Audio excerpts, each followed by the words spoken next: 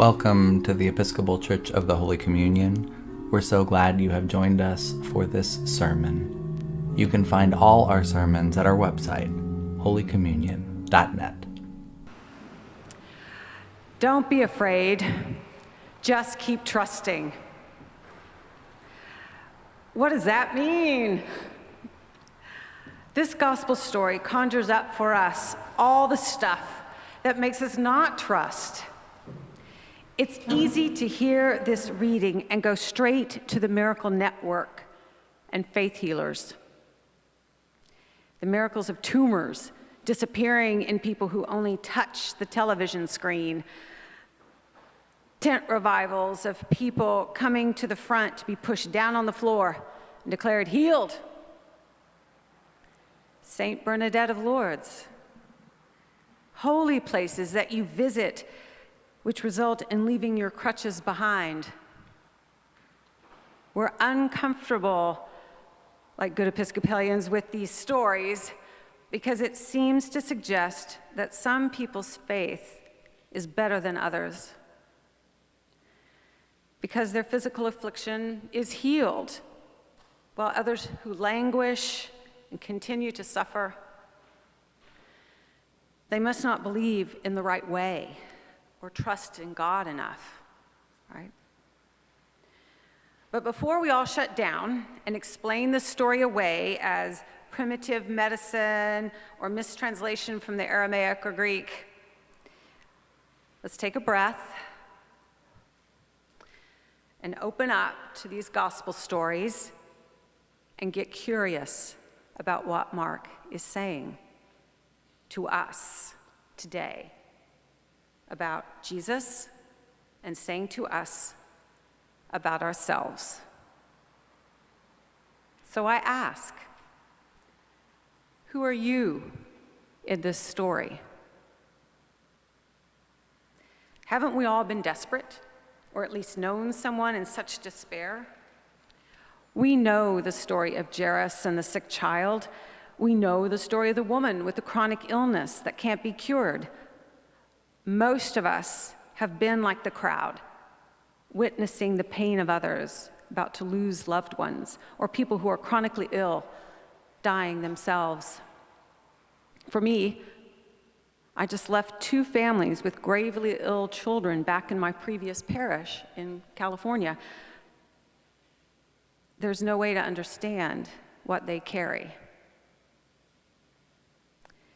This is a story of people who have done all the right things, but aren't getting the results. So we find them at the end of their rope. Tapped out like Jairus, a synagogue leader who risks his reputation to approach this controversial figure. His little girl is dying. The woman who has spent years ill, spending all her money, seeing every kind of doctor. Not only is she not any better, she's worse. She's bottomed out. So she crawls on her hands and knees through this huge throng of people and breaks a taboo of a hemorrhaging woman touching a man. Maybe if she can just reach down and touch the hem of his garment, no one will notice she's breaking the law. She's able to touch his hem, and there in the middle of the crowd, touching him with so many hands on him, he feels it. He feels her weak touch on him. When she approaches him and tells her truth, Jesus replies, "You are healed." And then back to Jairus. In all the commotion with the woman, it seems like Jesus has forgotten about him. In that moment, Jesus overhears that Jairus' daughter has died. And Jesus turns to him and says, "Don't be afraid. Keep trusting." He wasn't done with Jairus. So let's take a breath Mark is a storyteller who likes to get to the point and sew things up really quickly. He's known for using the phrase suddenly or immediately as a way to move from one story to the next. He can make it seem that Jesus just pops in and out. Mark likes to make things move fast.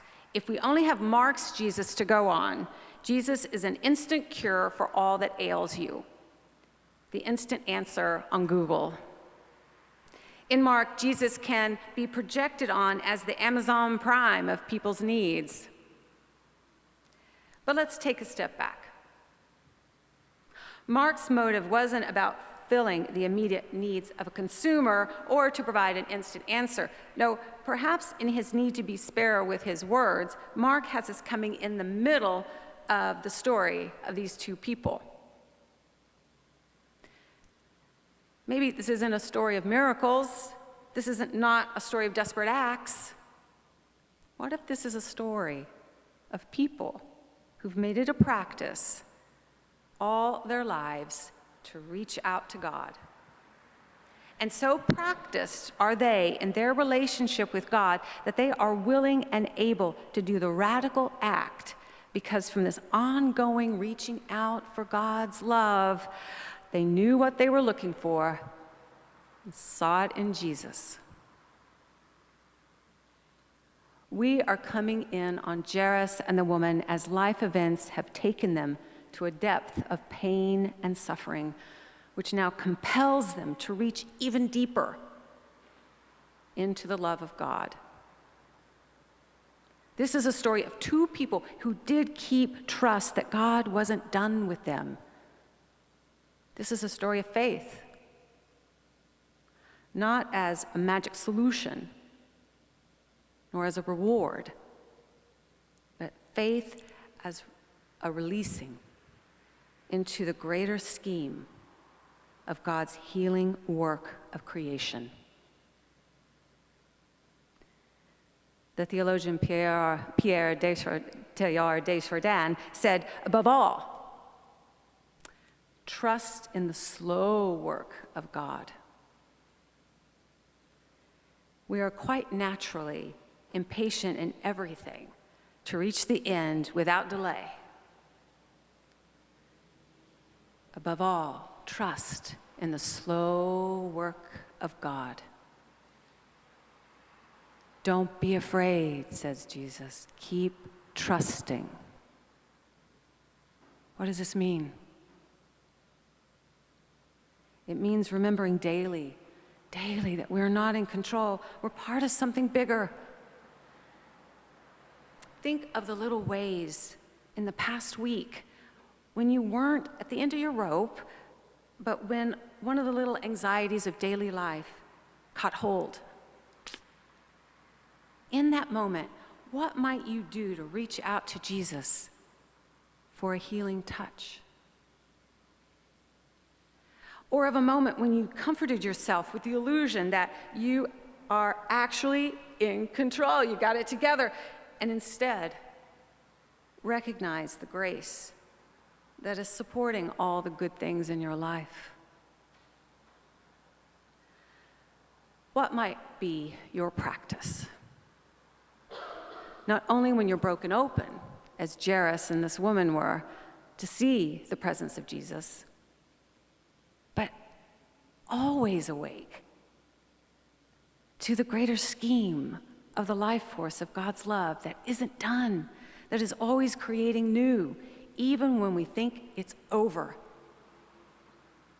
This kind of relationship is our antidote to the fear, which constricts us, to the despair, which blinds us, and the desperation that makes us seek out that false sense of control as a quick end to the pain. This antidote of Christ's presence is always there. But usually we don't access it because the day-to-day can lull us into thinking we've got everything under control. Today's gospel is a story of people who held on to this life force of God's love in the suffering and when the worst had happened.